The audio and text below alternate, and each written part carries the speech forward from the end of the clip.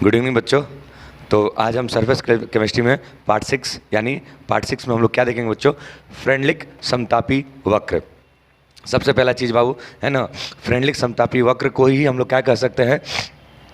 अधिशोषण समतापी। अधिशोषण समतापी सबसे पहला चीज़ कि ये आखिर क्यों पढ़ेंगे हम, समझ में आएगी बच्चों, है ना? आखिर क्यों पढ़ेंगे? जैसे बाबू आप देख सकते हो कि अधिशोषण समतापी का ही एक प्रकार है, इसमें तो आपको कोई दिक्कत नहीं होगा, है ना? देखिए बाबू, तो इसमें क्या होता है कि अगर मान लीजिए आप रोड पे गए बच्चों, तो धूल कण उड़ेंगे, और धूल कण उड़ेंगे तो धूल कणों को क्या कहते हैं? अधिशोषक कहते हैं। और आप कौन हो? अधिशोषक। समझ में आ गया? वो चिपकने वाले और आप चिपकाने वाले। आपको पता है बच्चों, जैसा कि हमने पिछले लेक्चर में आपको बता चुके हैं। अब उसमें क्या है बहू कि आपकी मात्रा है, यानी आपका बॉडी है, तो आपके बॉडी का द्रव्यमान क्या होगा? एम होगा। समझ में आया कि नहीं है ना? और वो जो धूल कण चिपकेंगे, आपको पता है कि जब धूल कण चिपकेंगे तो बहुत ज़्यादा मात्रा में तो चिपकेंगे नहीं। समझ में आया कि नहीं है? कम मात्रा में चिपकेंगे। तो आप जानते हो बाबू, अधिशोषण की अगर हम बात करते हैं बच्चों, तो प्रारंभ में क्या होता है? बहुत तीव्र होता है। प्रारंभ में क्या होता है? बहुत तीव्र होता है। समझ में आ कि नहीं आया? और फिर धीरे धीरे क्या होता है? नियत होता चला जाता है ना? जैसे कहने का मतलब क्या है? धूल कण आएंगे बच्चों आपके चेहरे पर, बताइए हमको, तो लगातार आएंगे, ठीक है ना? शुरू में जब नहा धोआ के अगर फ्रेश होके जब बाहर निकलिएगा बच्चों आप लोग, समझ में आ कि नहीं आया? उस समय क्या होगा कि तेजी से आपके ऊपर धूल कण इकट्ठा होंगे। समझ में आ गया? तेजी से एकदम इकट्ठा होगा, ठीक है? धूल कण तेजी से इकट्ठा होंगे, लेकिन क्या है बच्चों, आगे अगर देखते हैं बच्चों, है ना, आपके ऊपर आएंगे तो तेजी से आएंगे, लेकिन कुछ समय बाद अब बताइए, आप जब आप बाहर निकलोगे और धूल कण आपके चेहरे के ऊपर आएंगे बाबू, तो बताइए, तो इतना मोटा मोटा परत बैठ जाता है? बताइए, नहीं बैठता है। काहे नहीं बैठता है ना? क्योंकि शुरू में क्या होता है? तीव्र होता है। क्या होता है? शुरू में तीव्र होता है, फिर बाद में क्या होता है? कांस्टेंट हो जाता है। समझ में आ कि नहीं आया? यानी एकदम तीव्र होगा। जैसे कहने का मतलब क्या है? देखिए, तीव्र होगा तो अगर उसको चिपकने के लिए दाब की जरूरत है। समझ में आ कि नहीं बाबू? चिपकने के लिए क्या है? दाब की जरूरत है। और ताप क्या होना चाहिए? कम होना चाहिए। जैसे कहने का मतलब क्या है बाबू? गर्मी होगा, क्या होगा? गर्मी। और जब गर्मी होगा बच्चों आप लोगों को, समझ में आ गया? तो गर्मी होगा तो धूल कण क्या होंगे? कम मात्रा में चिपकेंगे। यानी गर्मी यानी ताप क्या हो गया? बढ़ गया। ताप क्या हो गया? बढ़ गया। और जब ताप बढ़ गया तो धूल कण क्या होंगे? कम मात्रा में चिपकेंगे। इसमें आपको कोई दिक्कत है ना? तो उसके लिए क्या होना चाहिए? ताप कम करना होगा और दाब ज़्यादा करना होगा। तब आप हमसे पूछोगे कि भाई दाब कहाँ है? दिख तो नहीं रहा है बाबू, है ना? दुनिया का हर एक चीज़ पर दाब है, बिना दाब का कोई चीज़ है ये नहीं है ना? हम पे दाब लगा हुआ है, तुम पे दाब लगा हुआ है, पूरी दुनिया पर दाब लगा हुआ है। समझ में? कितना दाब लगा हुआ है? तो 1 ATM। कितना ATM? 1 ATM प्रेशर पूरी दुनिया के वस्तुओं पर लगा होता है। समझेंगे बच्चों, है ना? तो अब टेम्परेचर वातावरण में, तो दाब भी कहाँ होगा? वातावरण में होगा। तो अब देखिए, अगर आपको अधिशोषण बढ़ाना है तो दाब को क्या करना होगा? बढ़ाना होगा। दाब को क्या करना होगा? बढ़ाना होगा। और ताप को क्या करना होगा? घटाना होगा। तो देखिए बच्चों, जब आप बाहर निकलो घर से, नहा धोगा, फ्रेश होके, समझ में आ कि नहीं आया? है ना? तो धूप में निकला ना करो रूप की रानी, है ना? गोरा रंग काला ना पड़ जाए। याद है कि नहीं याद है? इसमें आपको कोई दिक्कत? तो उसमें क्या होता है कि धूल कण उड़ेंगे तभी ना आपका चेहरा काला होगा। समझ में आ कि नहीं आया? तो आइए देखते बच्चों इसमें होता क्या है। टेम्परेचर को कम और दाब को क्या कर देना है? बढ़ा देना है। तो दाब कहाँ है? वातावरण में। बताया ना, एटमॉस्फेरिक प्रेशर। कौन सा प्रेशर? वायुमंडलीय दाब। वायुमंडलीय दाब वही दाब जो है जो हम हमारे ऊपर, है ना, अधिशोषक के ऊपर चिपकाता है, यानी धूल कण हमारे ऊपर चिपकते हैं। इसमें आपको कोई दिक्कत बच्चों? उसी के कारण से हम क्या पढ़ते हैं? फ्रेंडलिक समतापी पढ़ते हैं। फ्रेंडलिक समतापी पढ़ते हैं, है ना? अगर वो हमारे ऊपर चिपकता नहीं तो हम इसको पढ़ते नहीं। तो उससे हमारे द्रव्यमान में कितनी वृद्धि हुई, कितनी नहीं हुई, कितनी कमी आई, कितना दाब लगा, कितना नहीं लगा, इसी को जानने के लिए हम पढ़ते हैं फ्रेंडलिक समतापी वक्र। उम्मीद करता हूँ बच्चों आप समझे होंगे कि हम इसे क्यों पढ़ेंगे। समझ में आ गया ना बच्चों? आइए अब देखते हैं ये होता क्या है। देखिए बच्चों, स्थिर ताप पर अधिशोषित गैस। स्थिर ताप पर अधिशोषित गैस। अधिशोषित गैस का मतलब क्या है? धूल कण। धूल कण। समझ में आ कि नहीं आया? है ना?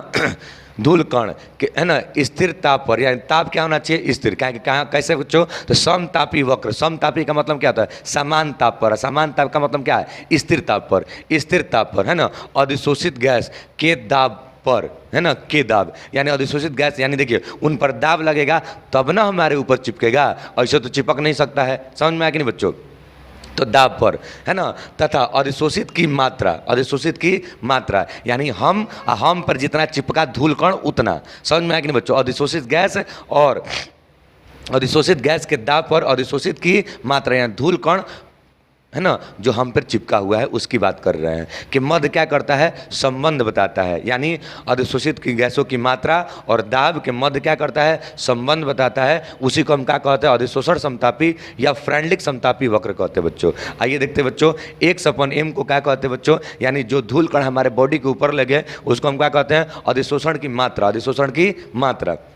और एम क्या है, अधिशोषक की मात्रा यानी हमारा द्रव्यमान, है ना, और ये अधिशोष्य की मात्रा यानी धूल कण का द्रव्यमान। तो जो धूल कण का है ना बाबू, अधिशोष्य की जो मात्रा होती है, अधिशोष्य की जो मात्रा होती है या अधिशोषक की जो मात्रा होती है बच्चों, है ना, दाब के क्या होती है, समानुपाती। दाब के क्या होती है, समानुपाती। यानी मैंने अभी आपको क्या बताया कि दाब बढ़ाने से है ना, अधिशोषक की मात्रा क्या होती है, बढ़ती है। अधिशोषक की मात्रा क्या होती है, बढ़ती है। इसमें आपको कोई दिक्कत समझ में आया कि नहीं बच्चों, है ना, अधिशोषक की मात्रा क्या होती है, बढ़ती है। तो आइए देखते बच्चों, जब समानुपाती का चिन्ह हटाते हैं तो क्या आता है, बराबर और नियतांक, बराबर और नियतांक। इसमें कोई दिक्कत बच्चों, आइए आगे देखते हैं।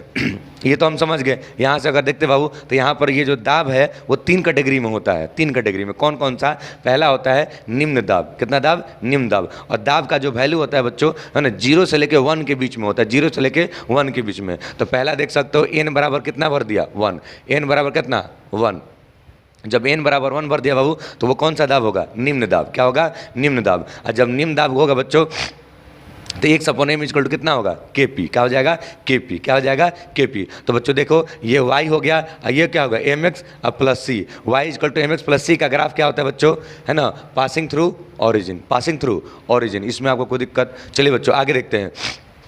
कितना दाब, उच्च दाब। कौन सा दाब, उच्च दाब। उच्च दाब की अगर बात करते बाबू तो n ग्रेटर देन क्या होगा, 1 होगा। n ग्रेटर देन क्या होगा, 1 होगा, यानी 1 से ज़्यादा होगा। 1 से क्या होगा, ज़्यादा। तो 1 से कितना ज़्यादा, तो बहुत दूर तक जा सकता है, तो अनंत होगा। कितना होगा, अनंत। इसमें आपको कोई दिक्कत है ना। तो x/m equal to k p⁴ n बराबर कितना भरना है, अनंत, यानी इन्फिनाइट भरना है। तो 1/m इन्फिनाइट इक्वल कितना हो जाएगा, 0। और किसी के घात पे अगर कितना आ जाए 0 तो उसका वैल्यू कितना हो जाएगा, 1। तो बाबू x/m इक्वल टू कितना आ गया, k, यानी क्या है, y इक्वल टू क्या है बाबू, mx प्लस c। तो इसमें तो mx तो है या नहीं है, mx है क्या, mx तो है या नहीं है, तो खाली क्या बच गया, कांस्टेंट, यानी क्या बच गया, नियतांक। क्या बच गया, नियतांक। और नियतांक का ग्राफ क्या होता है बच्चों, है ना, पैरेलल टू एक्स एक्सिस। कौन सा, ये हो गया आपका 1/m और ये क्या हो गया आपका k, parallel to x axis. उम्मीद करता हूँ बच्चों आपको समझ आया होगा। तो यहाँ से अगर देखिए बच्चों, अगला बच्चों अगर तीसरे की अगर बात करें, मध्यम दाब। कौन सा दाब, मध्यम दाब, है ना। इसमें क्या होगा,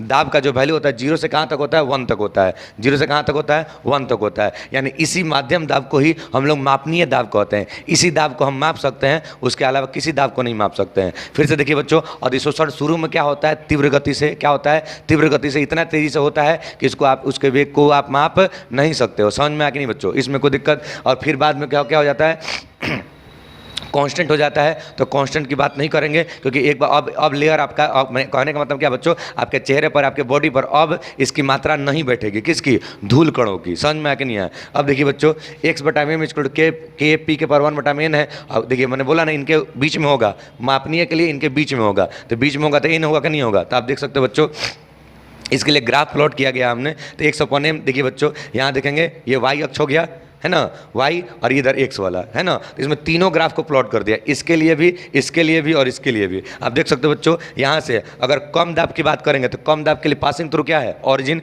पासिंग थ्रू ओरिजिन। तो आप देख सकते हो सीधा वक्र गया कि नहीं गया, सीधा ग्राफ गया कि नहीं गया, इसमें आपको कोई दिक्कत, सीधा वक्र गया कि नहीं गया। तो ये कौन सा दाब है, कम दाब है। और फिर क्या देखिए, ये कॉन्स्टेंट हो गया कि नहीं हुआ, constant.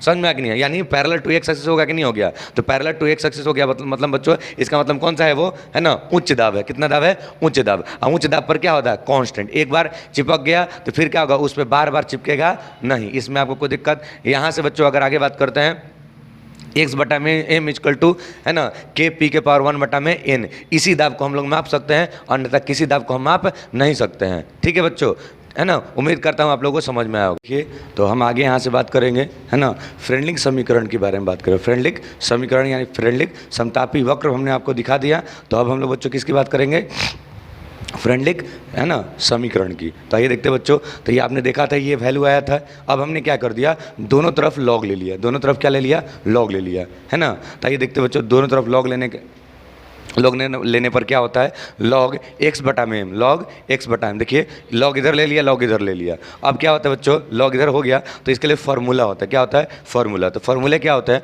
log a into log b, log a into log b, log a plus log b होता है। तो देखिए यहाँ गुना में है दोनों, है कि नहीं बच्चों। तो यहाँ से देख देंगे तो log k प्लस क्या हो जाएगा, log p के पावर 1 अपॉन n। और देखते बच्चों log m के पावर n का होता है n log m, तो यानी ये पावर में है तो पहले आ जाएगा 1 अपॉन n log p। यही आपका क्या होता है बच्चों, फ्रेंडलिक समीकरण होता है। इसमें आपको कोई दिक्कत। अब इसके ऊपर हम जब ग्राफ प्लॉट करते हैं बच्चों, तो ये log जो k होता है वो अंतःखंड होता है। क्या होता है, अंतःखंड। यानी जब किसी, देखिए y इक्वल टू ये mx और ये क्या हो गया c, तो y पर किसको रखना है, log x अपॉन m। तो देख सकते हो बच्चों log x अपॉन m क्या कर दिया हमने, रख दिया। इसमें आपको कोई दिक्कत। और देखिए बच्चों mx यानी x क्या है, x पे क्या रखना है, log p, तो यहाँ क्या हो जाएगा log p। इसमें आपको कोई दिक्कत।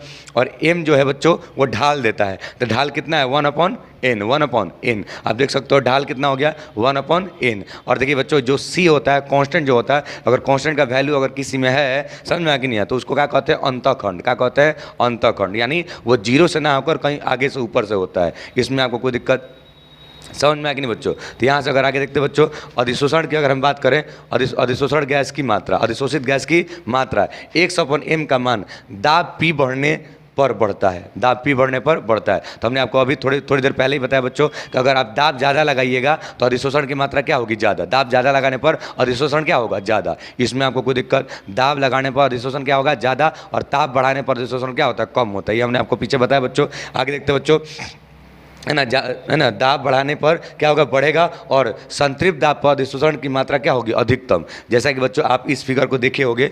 आइए देखते बच्चों, इस फिगर को देखे थे आप लोग, इस प्रकार से फिगर बनाए थे ना, इस प्रकार से।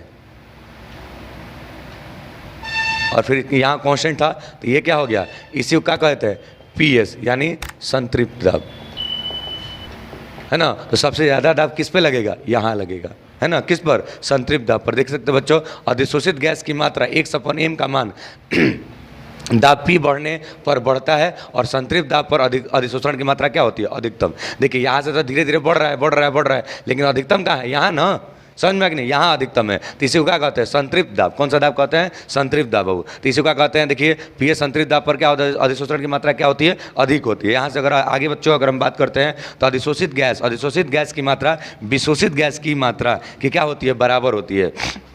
इसीलिए दाब पर अधिशोषण की मात्रा स्थिर रहती है। देखिए बच्चों, कहने का मतलब क्या है, जैसे कहने का मतलब क्या है, वो गर्मी का दिन है, तो गर्मी का दिन में एटमॉस्फेरिक प्रेशर यानी वायुमंडलीय दाब कितना ATM, 1 ATM। इसमें तो आपको कोई दिक्कत नहीं होगा, कितना ATM, 1 ATM। 1 ATM प्रेशर आप सबके बॉडी के ऊपर लगा हुआ है, और टेम्परेचर आप देख रहे हो लगातार बढ़ या घट रहा है, समझ में आ कि नहीं बच्चों, है ना। तो इसमें क्या है बच्चों, है ना, टेम्परेचर बढ़ रहा है या घट रहा है। टेम्परेचर अगर बढ़ रहा है तो पसीने के अकॉर्डिंग क्या हो रहा है, आपका चेहरा फ्रेश होते जा रहा है। तो फिर वहाँ पर देखिए, जब गर्मी नहीं लगा, है ना, जब गर्मी लग रहा है यानी टपा टपा पसीना चू रहा है, समझ में आ गया बच्चों, है ना। जब चू रहा है तो अधिशोषण क्या हो रहा है ना, विशोषण में चेंज हो जा रहा है। किस में चेंज हो रहा है, विशोषण में, क्योंकि सारे यहाँ से कण क्या हो जाएंगे, हट जाएंगे, तो फिर फ्रेश हो जाएगा। तो फिर जाएगा क्या हो जाएगा, धूल कण लगेंगे कि नहीं लगेंगे। इसलिए क्या गया, मात्रा के बराबर होती है। इसलिए दाब पर, है ना, इसलिए दाब पर अधिशोषण की मात्रा क्या होती है, स्थिर रहती है, और ताप का बढ़ाने पर कोई असर नहीं पड़ता है। उम्मीद करता हूँ बच्चों आप समझे होंगे, है ना। ठीक है बच्चों, मिलते हैं हम लोग अगले लेक्चर में।